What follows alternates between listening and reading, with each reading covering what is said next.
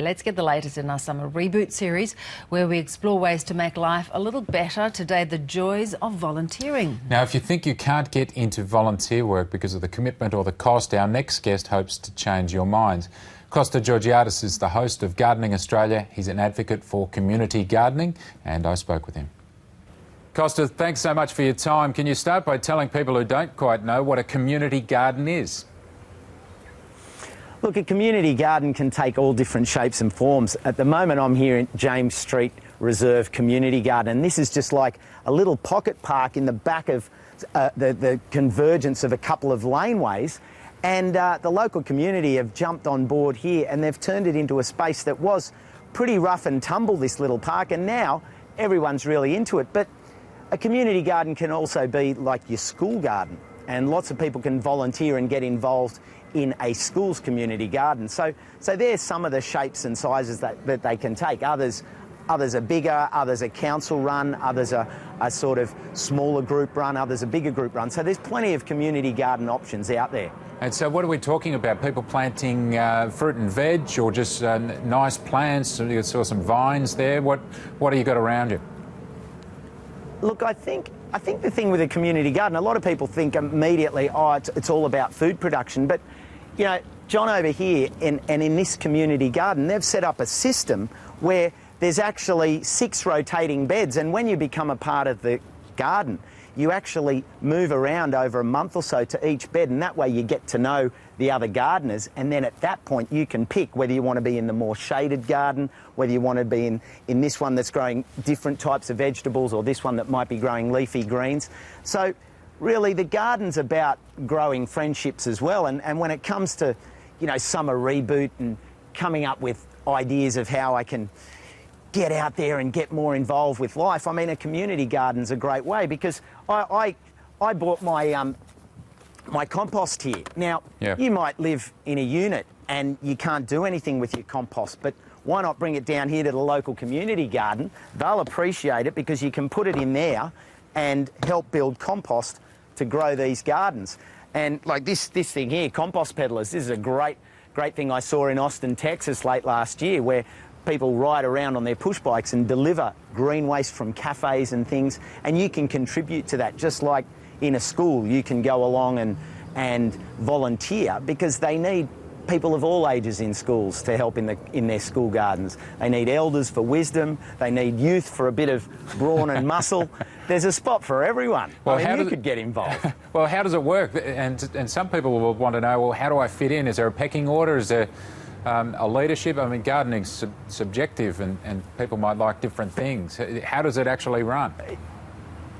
I like the fact that you mentioned pecking order, because over here, these are my eggs from my garden, and people in my street, they bring me, you know, their scraps to a little bucket outside my place, and then I put, you know, half a dozen eggs out like this, and they get to see that, you know, each of the different girls has a different signature. You know, that's Sally, this was Kinky, this was Henrietta. I know who lays who, but to your question about a pecking order in a community garden, I think the best thing about gardeners is they're chilled in community gardens. They want people involved, and, you know, John and the team here, they're hungry for people to come along.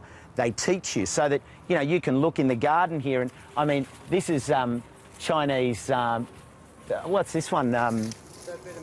Bitter melon. So suddenly you'll learn about vegetables you've never heard of. John's working over there on the Brazilian spinach. There's sage, traditional things that you know. There's eggplant, there's capsicums, there's beans. And the thing about getting involved with it is that you suddenly get to understand seasonality better. And if you understand seasonality better, then you'll eat what's fresh now. And then you can start to supplement that by going to a grower's market, meeting more farmers. And probably the best bet would be that you'll start to get more conscious about the labelling around your food. Because when you know, I know what's in those eggs. So suddenly getting a volunteering corner to your life will suddenly start to open up a whole lot of different areas, you'll meet new people. So instead of having to go to a bar or something, you come down and you meet new gardeners, you go to the school, you meet other parents, you get your kids involved. So there's lots of layers to the community side of things. No, I agree. I know exactly what you mean about health. You become more health conscious.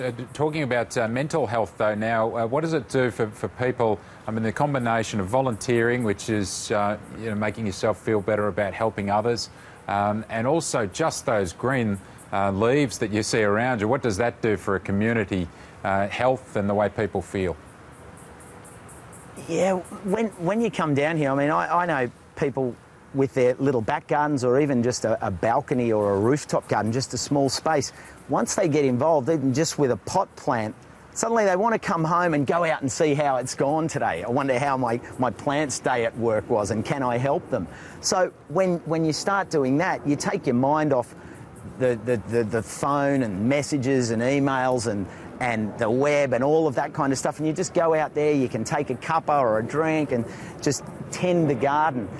When you come here and meet people, that socialising takes you out of the house and pushes you, and from a New Year's point of view, I think a lot of people make these reboots and they go, oh I'm going to stop drinking, oh, I'm going to stop eating this food and I'm going to go on this diet. What you actually need is a balanced diet, and the balanced diet is about your social, your personal, your spiritual and your emotional well-being. And you come here and time stands still. I know I can come home to my garden and I'll just say, I'll go down and check on the chickens. Yeah. And an hour and a half goes by and it's like, yeah. Where did that go? Oops, it's 8 o'clock, I better think about dinner. It's just here. I'll pick some out. So yeah, the mental health side of gardening is enormous because it's preventative. Yep. No, it's terrific, Costa. Some great messages there, and people can go out and find their local community garden now and start to build them up. It's a lovely way to start the year for us. Thanks very much. Absolute treat. Grow more.